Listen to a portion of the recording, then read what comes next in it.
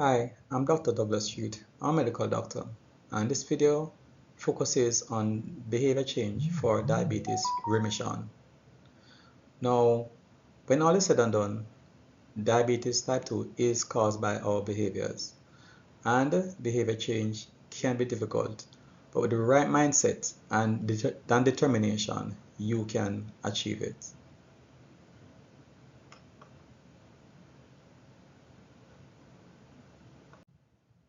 Now, one of the things about behavior change is that you don't only have to do it in order to achieve remission, you have to maintain it as well. And that is where some persons fall down, unfortunately, because it can be difficult to sustain, especially when real issues of life start affecting you. And that's why it's important to have something that motivates you. Now, there are different types of motivation. You can look at motivation in terms of it being intrinsic or extrinsic. Intrinsic motivations are those that come from inside of you. And those that come from outside of you are the ones that are called extrinsic. Intrinsic motivation could be your desire to do something positive for yourself in order to make your life better. Whereas extrinsic may be your family. You may be concerned that your diabetes might interfere with your ability to support your family in the future. Or it may limit your ability to do certain other things with your family, and this may motivate you to consider diabetes remission. It can also be looked at in terms of emotional motivation or objective motivation. Emotional motivation, again, it may be due to your family. You may want to be around to see your grandchildren go through college, or it may be due to just you feeling good about the fact that you're being able to achieve remission. An objective motivation could be you not wanting to suffer from the complications of diabetes, and therefore you would want to achieve remission to reduce the chances of that happening. But motivational factors are individual. What motivates one person may not motivate a different person. So it's important to find out what motivates an individual so that they can keep on the right track. Now, one of the things that helps to motivate us to achieve and maintain behavior change is to partner with their health team. And these include doctors, nurses, a dietitian, diabetes educators. These can be, persons to give you that support that you need and that guidance that you need. And when you partner with these persons, of course, it's best that they are familiar with diabetes remission so they can advise you appropriately. They can give you personalized guidance. They can also do follow-up and make changes whenever they're required, because you may make changes over time. So partnering with these knowledgeable persons can be very beneficial in helping you along your journey. There are also residential programs that are available. There are different institutions that have these where you actually can check into that facility or that program, and it may be there for 2 weeks, and they actually prepare your meals, give structure to exercise programs, teach you about the process and show you how to prepare your meals. So it can give you a very good start to help you along your remission journey. Now, one thing that can help you maintain a behavior change is by investing in knowledge, in terms of spending time learning about diabetes, learning about recent developments, because diabetes remission is a dynamic area, and of course research continues to be done, and you'd want to learn whether there are additional things that you can do to help yourself to achieve and maintain remission, or things that you might need to change, because science changes over time, medicine changes with time, so you want to know if anything has changed in terms of the recommendations. It also helps you to make better decisions about what you're doing so that you can continue to improve and stay on the right track. Now, one of the things that can really have a bad effect on behavior change is stress. And stress is something that affects everyone. Of course, what really varies is how we respond to stress. But stress is not something unusual. It's something that we have to manage when it comes on to trying to achieve diabetes remission. Now, stress can affect your blood sugar readings, and it's important to understand that if you don't manage your stress properly, then your blood sugar readings can go up. Stress can be caused by many different things, as you know. It can be something which is caused by not enough sleep. It can be stress from your workplace, stress from relationships, but it's important to manage those so as to reduce the negative impact that it has on your blood sugar readings. Now, this requires some commitment because when you are feeling stressed, emotions tend to take over. So you have to ensure that you plan, how you're going to manage these situations. You have to be proactive, and make sure that you plan your days, plan your responsibilities properly so that it does not have a negative impact on you. But of course, you will still have different things to manage. So you have to ensure that you have techniques so that when the stress is on you, you can address them properly. So some techniques include meditation.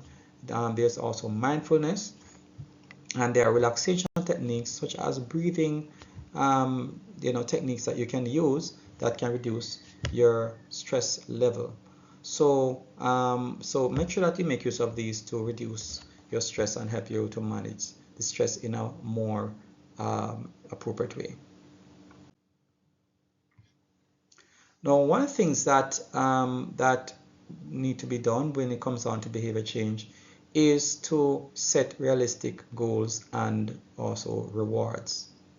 Now, first of all, you want to make sure that you set achievable short-term goals, and you may want to set your goals in terms of your actions and not so much in terms of the results, right? So rather than setting a goal for your blood sugar, you set a goal where your diet is concerned. For example, you may be in the transition of dietary changes. So let us say you are a person that used to eat any time of day, any time of night. One thing that you may want to do first is to try to reduce the time period over which you are eating. So avoid eating at night. So you could start off there rather than moving to the more the more significant changes such as fasting. So start off with restricting the time which you're eating, or it may decide to cut down on your snacks. So start off with something simple, something achievable, and you say you're going to do this by a particular time. Or you may set goals in terms of exercise, and you want to say, okay, I'm going to start off by doing exercise once per week, or you may start off exercise by doing 5 minutes per day, and then you make sure that you stick to that. You set a time where you include that exercise. So you set manageable goals that are not too difficult, that will be easy for you to accomplish.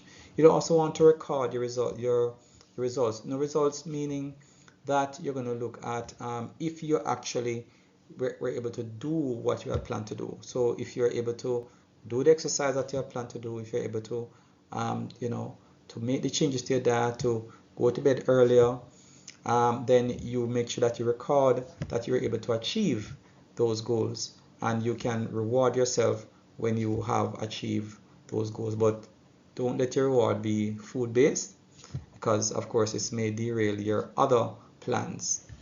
And of course you want to make those changes, be consistent in the changes that you've made, because when you make small changes, it helps to make it more sustainable and not so much not so difficult. So make sure that you set small goals and you stick with them and you maintain them, and so that you keep going. It's important to identify your motivational factors. And if you're working with somebody, then you recognize their motivational factors, because those will help them to stick to the goals that they would have set for themselves. Now, when you are trying to change a behavior, there are certain things that are associated with those behaviors. And so you may have to understand how to deal with temptations. All right. And it's the best thing to do with temptations is to avoid it in the first place, because rather than being around something or somebody who is going to encourage you to do what is wrong, then you try to avoid those kind of situations. Now, one of the things that's important to do is to do a SWOT analysis, right? And that will help you to see what those weak areas are, right? So that will help you to see the things that you need to do, so that's to just to keep you on the right track. So SWOT analysis would be looking at your strengths, weaknesses, opportunities, and threats. And so it will show you your weak areas so that you know what you need to work on. Next thing you want to do is to remove unhealthy foods as much as possible from your environment. This is a bit easier, of course, if you live alone, but if you have children, then you also want to encourage them to start eating properly as well. So that's to reduce the chance of you having those things which are unhealthy. Try also avoid unhealthy environments. So when you are going to be going around persons that are eating things that you're not supposed to eat, it's going to encourage you to do the same. If you're going to be doing things that are going to reduce your motivation to do right, then of course it's going to break down your resistance. For example, having alcohol can reduce the chance of you being committed to the changes that you've made, as well as having other negative effects on you.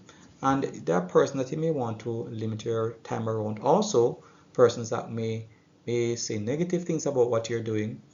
So that may break down the resistance that you have as well. So you have to make sure you manage all of those things to increase the chance of success. Now, one of the things that helps also is staying positive, right? Now, first place that you want to really start is self-talk, talking to yourself. When you hear yourself speak, when you hear those words, it actually can encourage you. So looking in the mirror and telling yourself, positive things can help to motivate you. Because when you hear the words, it actually can help with your motivation, all right? Also, you want to do positive things, take positive actions, things that will help you to stay on track. Even something as simple as taking a walk or sitting in an upright posture can help to affect your mindset.